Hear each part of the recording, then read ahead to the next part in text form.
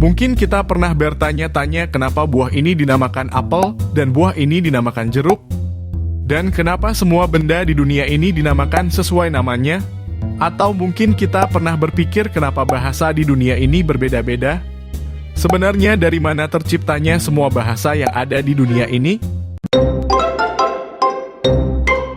Diperkirakan ada lebih dari 7.000 bahasa di dunia. Dan inilah 5 bahasa yang paling banyak digunakan di dunia. Di urutan pertama ada bahasa Inggris dengan 1,12 miliar penutur. Di urutan kedua ada bahasa Mandarin dengan 1,10 miliar penutur. Di urutan ketiga ada bahasa Hindi dengan 698 juta penutur. Kemudian ada bahasa Spanyol dengan 512 juta penutur. Dan yang terakhir yaitu ada bahasa Prancis dengan 284 juta penutur. Menurut Noam Chomsky, bahasa muncul sekitar 60.000 hingga 100.000 tahun yang lalu di Afrika. Sebelum bahasa ditemukan, diperkirakan manusia berkomunikasi menggunakan suara-suara yang dihasilkan oleh mulut dan melalui gerakan tubuh saja. Lalu otak manusia mulai berevolusi dan berkembang sehingga dapat memahami hal-hal yang lebih sulit. Manusia kemudian mulai menamai benda, makanan, hingga sebuah situasi menjadi sebutan yang mudah diucapkan. Dan diperkirakan manusia menamakan suatu benda meniru sumber suara benda tersebut.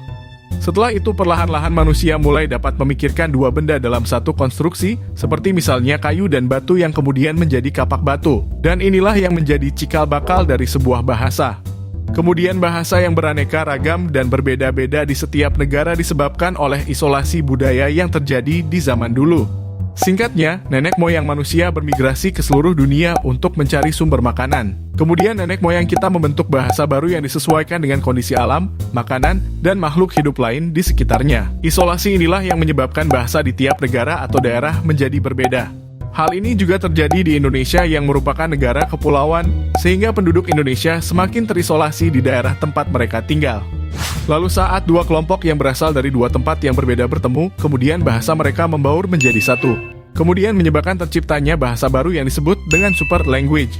Faktor jarak pun juga menjadi hal yang memengaruhi pembentukan bahasa. Misalnya saja, negara yang berdekatan biasanya cenderung mempunyai nama yang sama untuk sebuah benda. Berbeda dengan negara yang berjauhan tidak akan memiliki kemiripan sama sekali. Seperti misalnya Afrika Selatan dengan Cina. Akhirnya kurang lebih kita bisa tahu bagaimana bahasa bisa terbentuk dan bisa beraneka ragam. Walaupun asal-usul bahasa sendiri masih diperdebatkan dan diteliti hingga sekarang. Semoga video ini bermanfaat dan terima kasih.